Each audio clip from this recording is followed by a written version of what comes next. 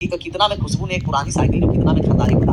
इसका जब cost price के बारे में जब हम लोग समझेंगे तब कॉस्ट प्राइस होगा, कॉस्ट प्राइस तब ये हो गया खरीदा है कितना में पुराना साइकिल 1500 में खरीदा है और 900 रुपया मरम्मत में खर्चा किया।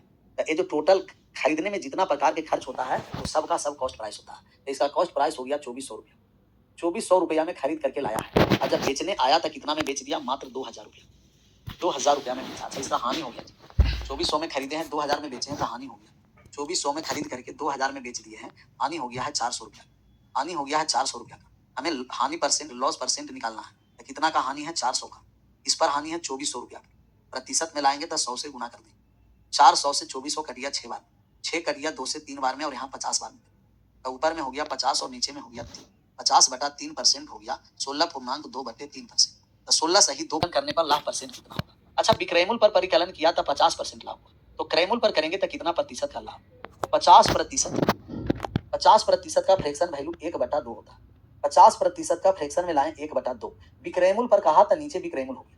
विक्रयमूल्य पर गणना कर रहा है तो नीचे क्या हो गया? विक्रयमूल्य एसपी। और ये प्रॉफिट कितना हो गया है? 1 रुपया। तब हम लोग कॉस्ट प्राइस निकालने जा रहे हैं सीपी। जब सीपी हम लोग निकालेंगे तो आपको पता है कि सीपी निकालेंगे तो एसपी में से प्रॉफिट को घटाना पड़ेगा। विक्रयमूल्य में से प्रॉफिट को घटाएंगे। 2 रुपया में बेचे हैं तो 1 का लाभ है। तब यहाँ सीपी जो हो गया 2 - 1, सीपी हो गया 1 रुपया। और क्रयमूल्य पर हमें लाभ परसेंट निकालना है, तो क्रयमूल्य पर हम लोग को प्रॉफिट परसेंट निकालना है। निकालने जा रहे हैं प्रॉफिट परसेंट। तो प्रॉफिट परसेंट निकालेंगे। 1 रुपया का लाभ है, ऊपर में हम लोग प्रॉफिट लिखेंगे। प्रॉफिट परसेंट निकालने के लिए ऊपर में प्रॉफिट लिखेंगे, नीचे में हम लोग क्रयमूल्य लिखेंगे और 100 से गुना कर देंगे। टोटल में कितना यूनिट का प्रॉफिट है? कहिएगा 1 का है। क्रयमूल्य कितना है? तो 1 ही है। प्रतिशत कितना लाने के लिए? 100 से हम प्रतिशत लाने के लिए गुना कर देंगे। जब 100 से गुना कर दिए तो टोटल 100% की 100% प्रॉफिट हो रहा है। कितना प्रतिशत प्रॉफिट हो रहा है? 100% आया था। 100 इसको लेकर के क्यों हम लोग होते रहे? नहीं ना। कितना परसेंट है? कहिएगा 20% प्रॉफिट है। तब 20% का फ्रैक्शन वैल्यू कितना हो गया? कहिएगा 1/5।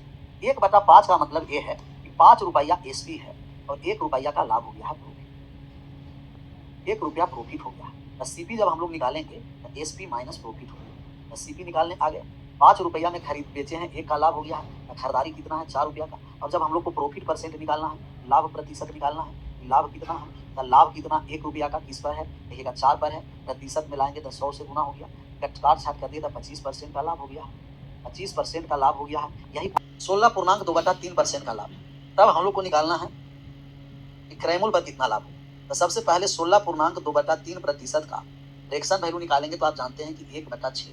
तो 6 रुपया हो गया एसपी और 1 रुपया हो गया प्रॉफिट। 1 रुपया क्या हो गया? प्रॉफिट हो गया। तो जब हम सीपी निकालेंगे ना तो 6 में से 1 घट गया, सीपी हो गया 5। और जब प्रॉफिट परसेंट हम निकालने आएंगे तो 1 रुपया प्रॉफिट 5 पर है। प्रतिशत में लाएंगे 100 से गुना, 20 बार में कट गया तो हम कह देंगे 20% की प्रॉफिट। अब आशा करते हैं समझ में आ गया होगा। यही हो गया 1/6। 1 रुपया का लॉस है, लॉस है इस पर 6 रुपया में बेचने पर। तो जब अब हम क्रयमूल्य निकालेंगे तो क्रयमूल्य हो गया SP plus loss. SP profit है तो घटाएंगे और हानि है तो जोड़ेंगे। सीपी का मतलब ज्यादा में खरीद करके लाएगा। तो 6 + 1 खरीद के लाया है 7।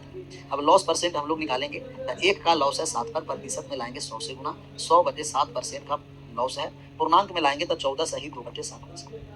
14 सही 2/7%। 14 सही 2/7 हम लोग समझेंगे। इतना टाइप